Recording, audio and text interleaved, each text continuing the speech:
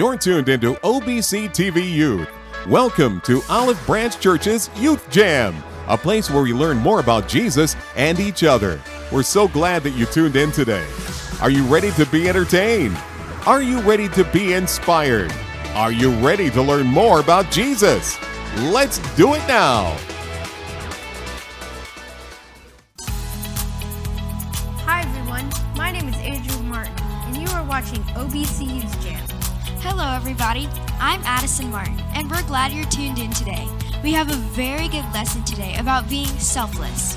In today's world with people being obsessed with selfies, celebrities, money, and success, it's not so hard to understand why so many of us struggle with being a little selfish at times. But while me first may be the norm for the rest of the world, Jesus showed us what it looks like to live a generous, compassionate, selfless, after-you kind of life. In today's lesson, we will learn how to not live a me-first life and how to live the after-you message of Jesus by seeing the needs of others.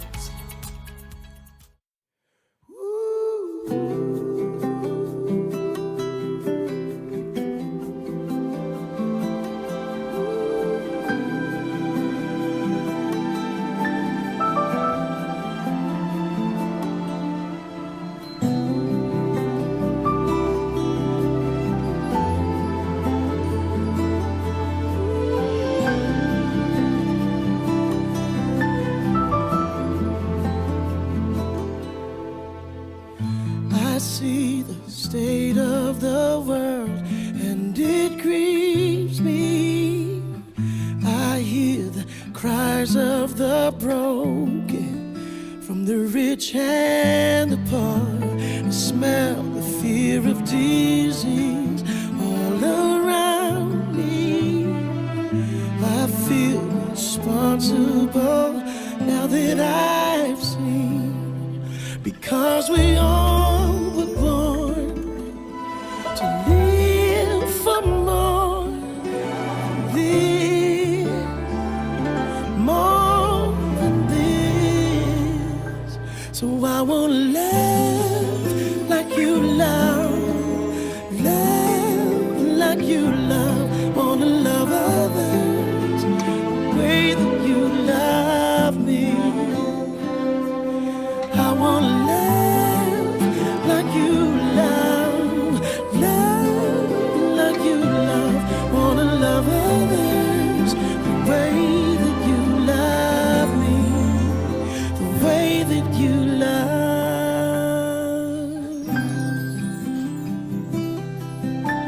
me.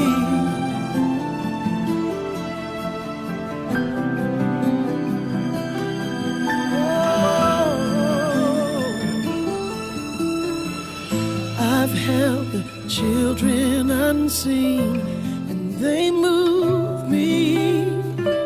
I wonder what I can do to improve 1,000 lives. I feel the absence of love, and it scares me. I feel responsible now that I've seen, because we all were born to live for more than this, so much more than this. So I won't love like you love, love like you love, wanna love others the way that you love me. Yeah, I wanna love like you love, love like you love others the way that you love me, the way that you love. I was that lost soul that you rescued. I was the orphan you adopted and brought into your heart. And I was acquainted with the hopelessness of living in the street. That was me.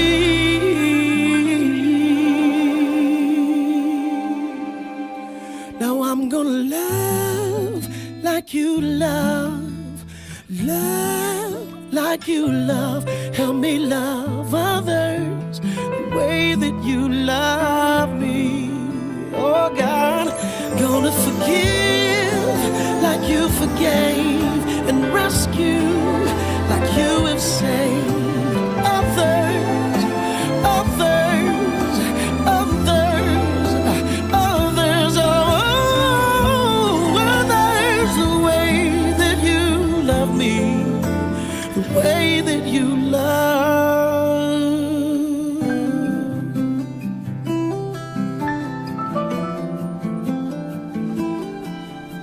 me.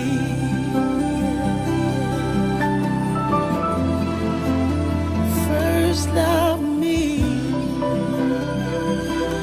That's why I love you, because you first loved me.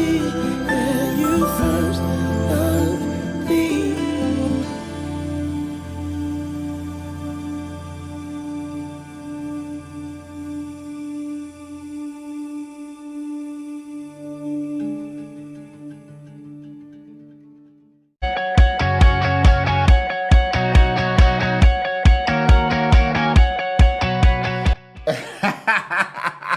Oh, what's up, y'all? I'm watching this clip on Instagram of this kid getting crossed up. Oh my goodness. Oh my goodness. Oh man, and then he get crossed up, he goes from the left and the right. Let's watch it again. Wow. Ah, this is funny. It's hilarious, bro. Crazy video, right? Yeah. But did you see Big Bird in the back playing 2 guitars? Yeah.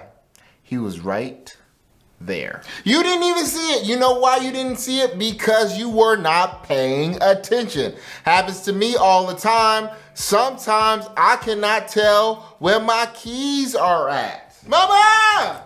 Mama, where my keys at? Mama! Mama, where my keys at? You holding them in your hand. Oh. Also, I hate how into myself I am, you know? I live in my neighborhood and I'm never even thinking about the homeless people around me. I live in LA. Homeless people are everywhere and I just glide past them like I'm in my own iPhone commercial.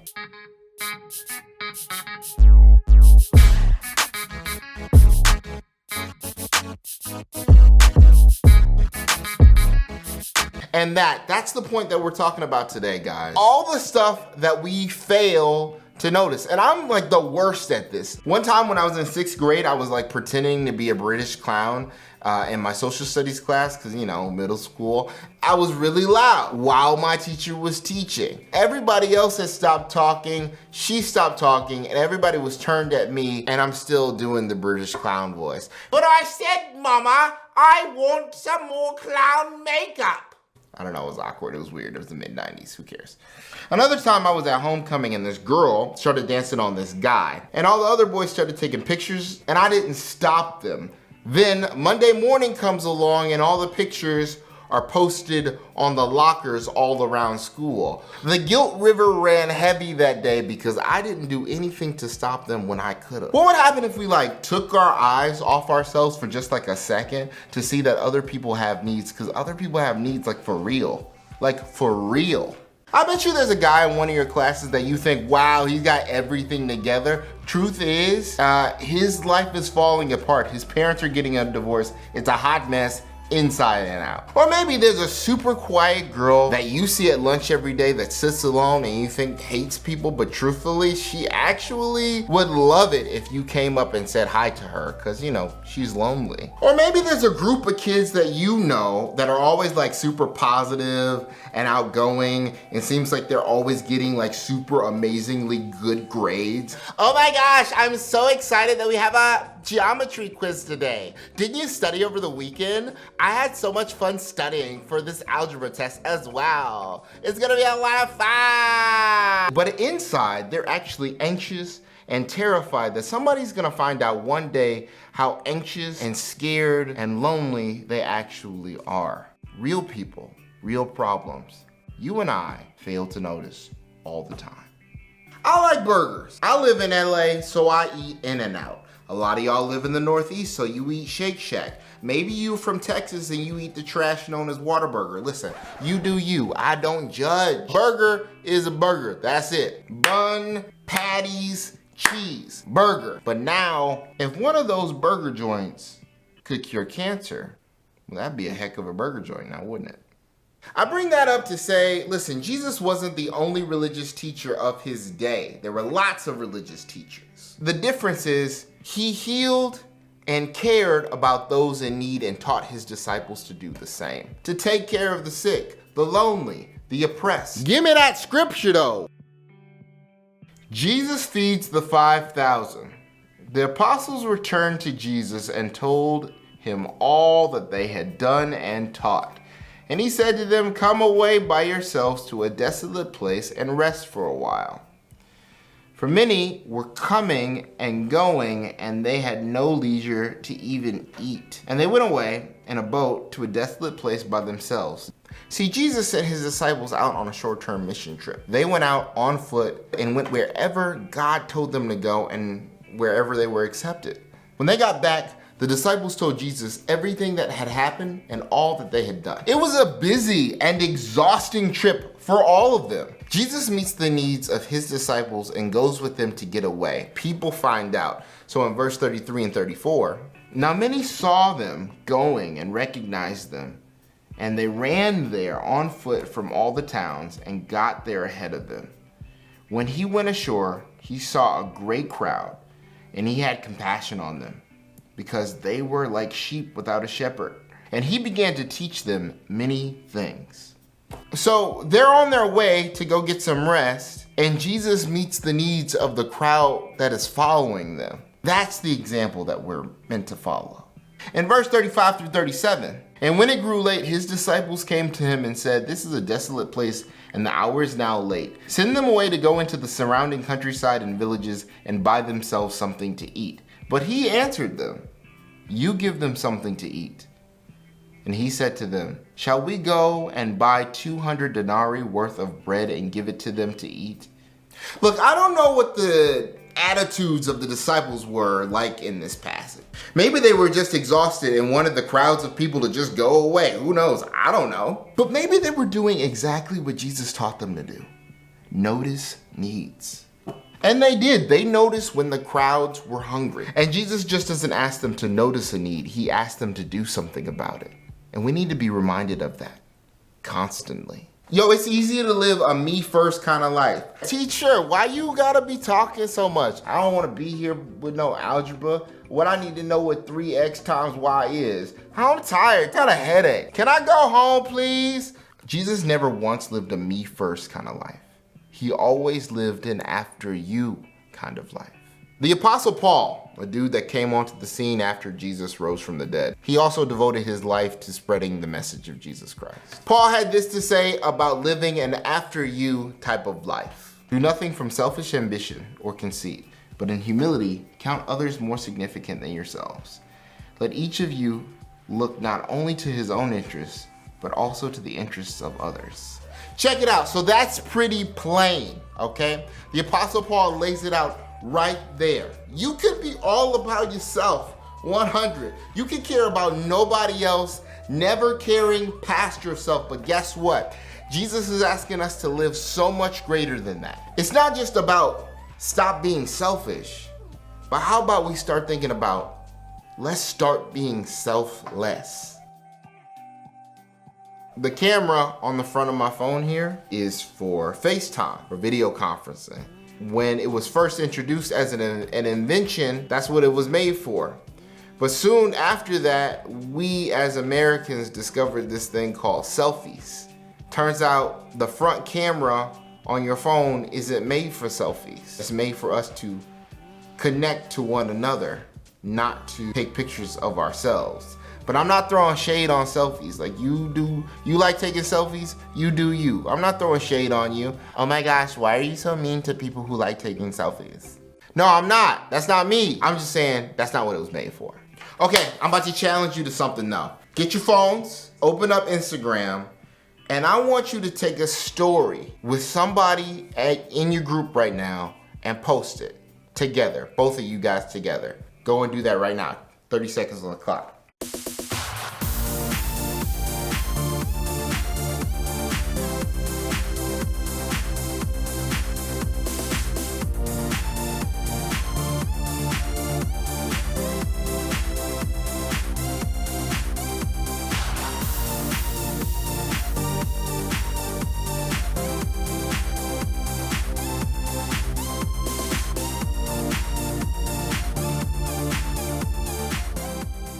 Hope you had fun with that. It was only 30 seconds. I know that could be kind of tough, but you know, if you didn't get it, try to do some more after this video.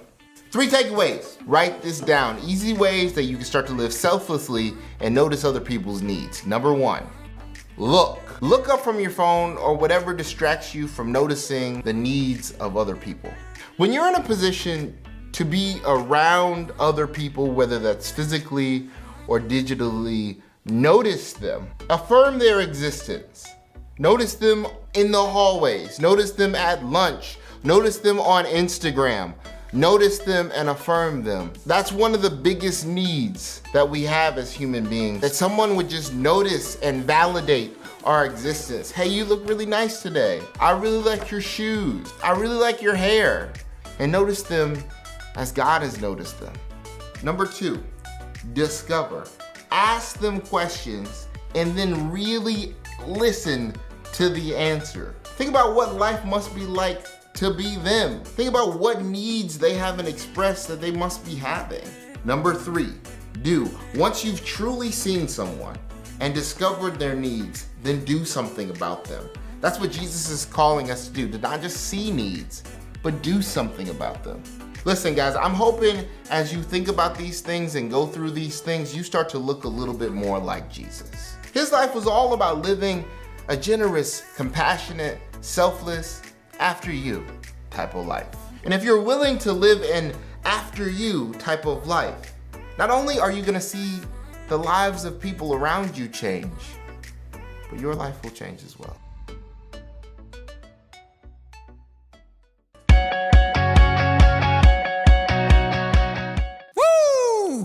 Wow, oh my goodness, that was awesome, guys. That was awesome. What it do, what it do, what it do. I want to take the time and just say, my name is Tommy G. We're here at Youth Jam. We're having a great time. I hope you're excited because I'm excited. But before I start, come on. After you, come, get up. Come. After you. You see what I just did there? I know this was the lesson for the week, guys, but look, after you, man, I just hope you guys are inspired by that story that you just heard, everything that's just happening, guys. But I want to take a deeper look. I want to take a deeper dive into the story so you can get a good understanding of what you need to do moving forward. Is that okay, y'all? Can I do that? All right, cool. So let me take y'all back to where Jesus sent them out, okay? I know we talked about the 5,000, he fed all these people, but here's what happened. I just want to dive a little bit deeper, okay? Now, in the beginning, Jesus, he don't roll by himself. He rolled with 12 homeboys, like 12 of his boys, all standing right here, all behind him. He actually sent them out in pairs. He said, go learn or go teach them. Don't bring any money. First of all, I'm not going to give you guys a car. So he didn't give them a car. They had to walk. Oh my goodness. They had to walk. And then he said, I don't want y'all wearing 2 shirts. I don't know why he said that. But look, he sent them off. When they came back into the journey, they taught for it was a long time. But they were so tired.